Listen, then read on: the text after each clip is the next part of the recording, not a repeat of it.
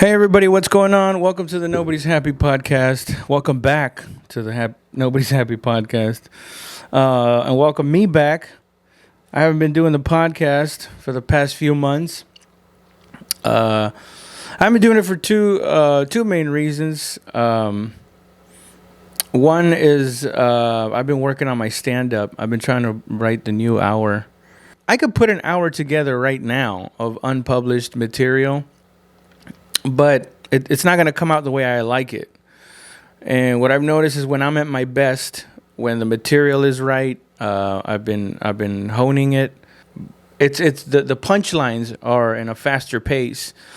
I tend to edit stuff out to just the finest, purest of what I can do, and it usually works. But a chunk that could have been 15 minutes, I can deliver it in 10 by editing out stuff and just having everything hit really hard, really fast.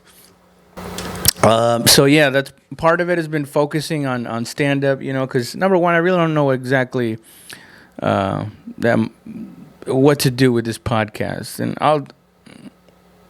But anyway, I shouldn't get off topic.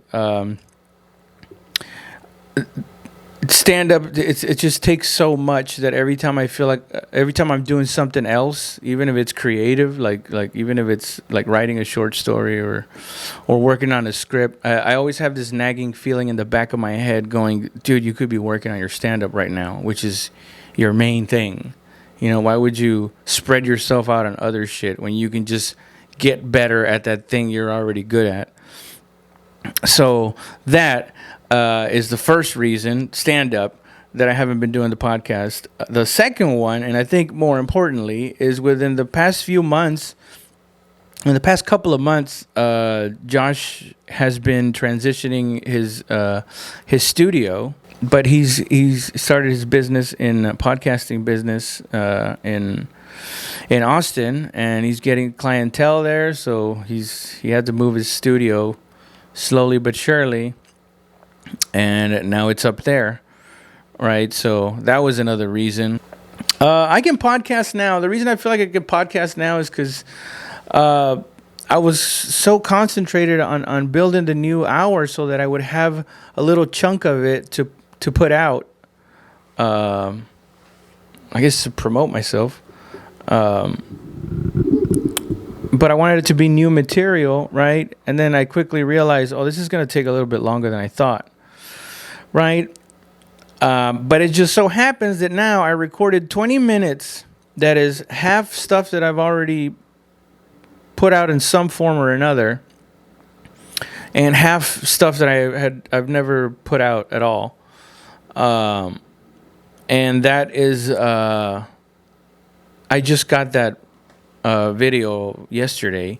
It's of me doing 20 minutes opening for Drew Hernandez, who is also known to a lot of people in the veteran community as a combat veteran.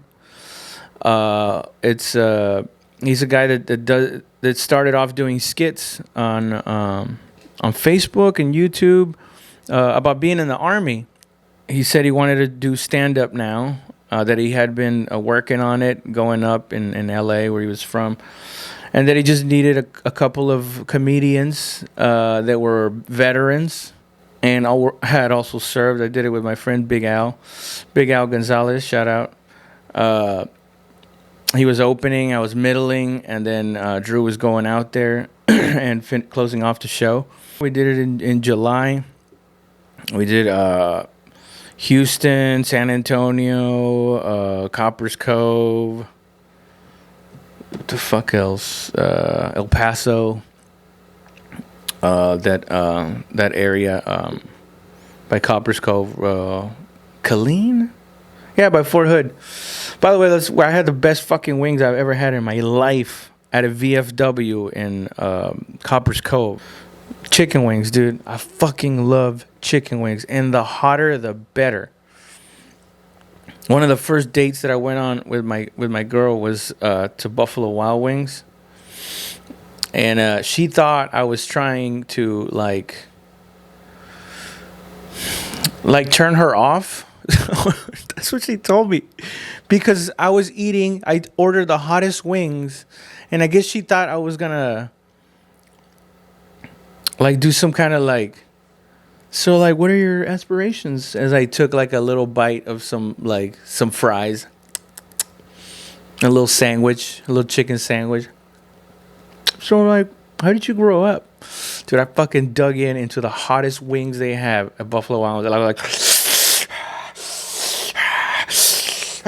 just ugly face, ugly face, tears and fucking snot. She was like, I thought you just didn't like me and you were trying to like gross me out. I was like, God damn, is that what it was? I felt so comfortable. I was like, I don't think this is how I eat hot wings. What the fuck?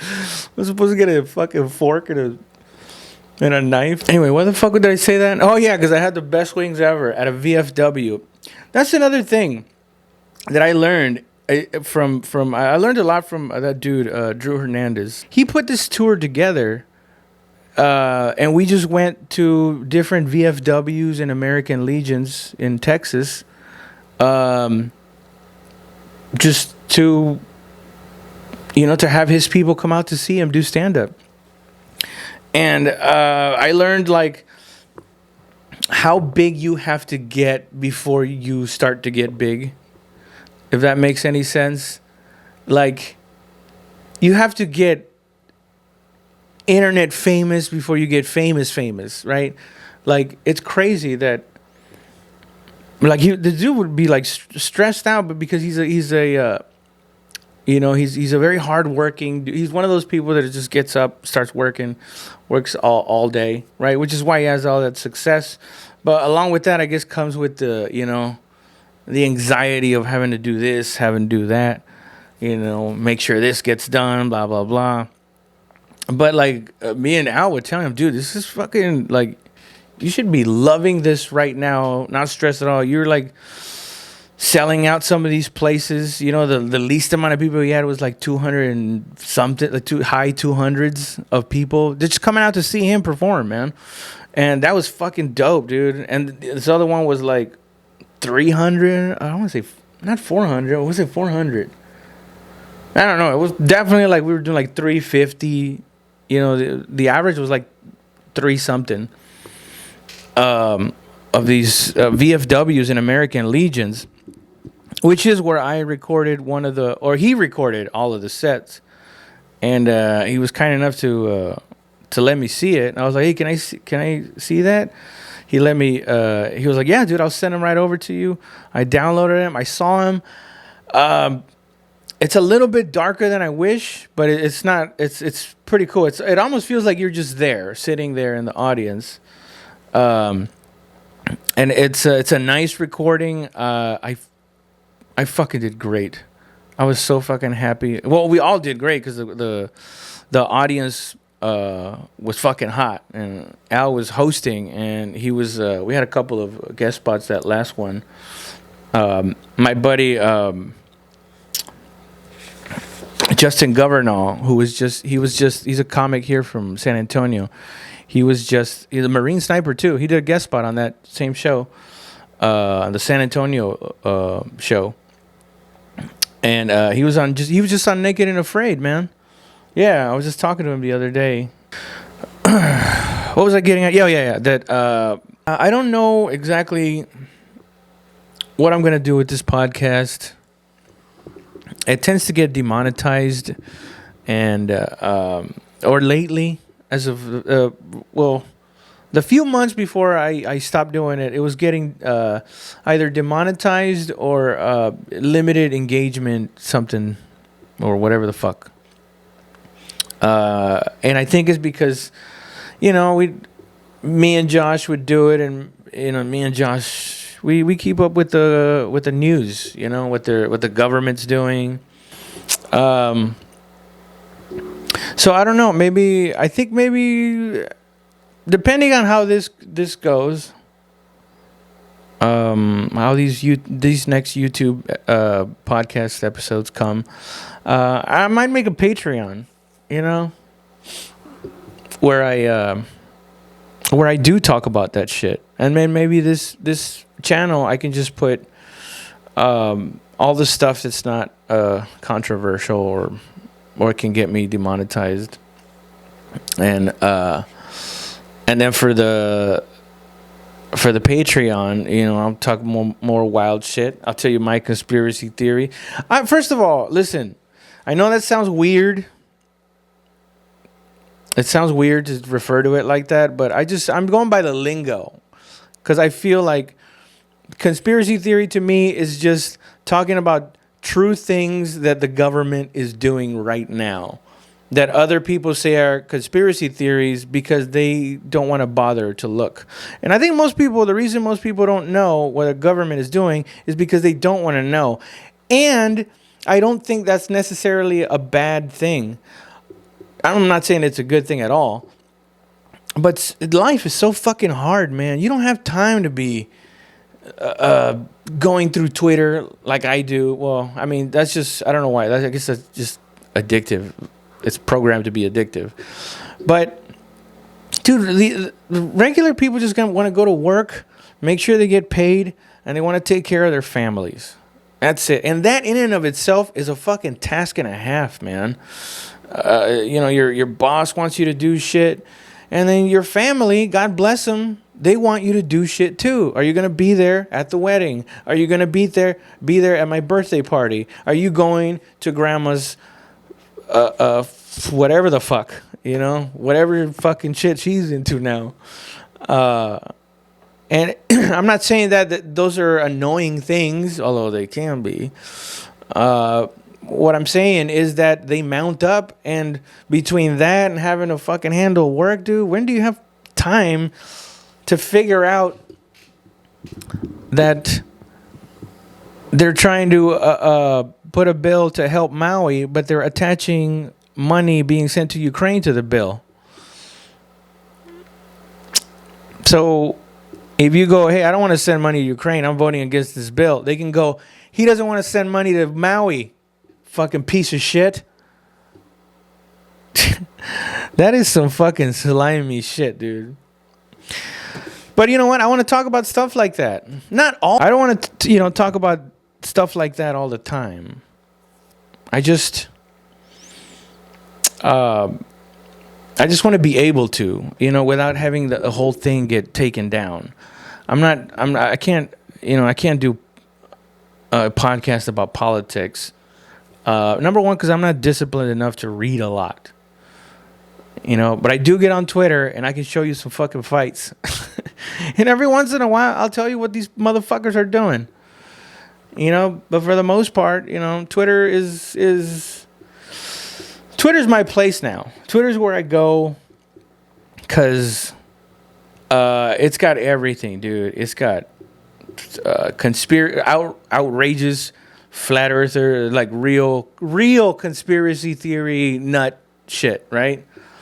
And then there's also the true stuff that some people just don't want to know because it makes you feel like, dude, I gotta go to my mom's fucking funeral and you're telling me that the government is gonna fuck me in the ass in 10 years because of this bill and this. I get it, dude. Fuck that. I don't want to fucking know either. But every once in a while, it's good to know what these pieces of shit are doing, man. It's good to know. Look at this shit right here. It just says Rogan trending right now. Oh, in sports. All right. Yeah, man. And I want to keep this up. I think it exercises a part of funny. I guess if I try to be funny, it exercises a part of that. But it also keeps your name out there, right? I get, the fucking reason why people do podcasts.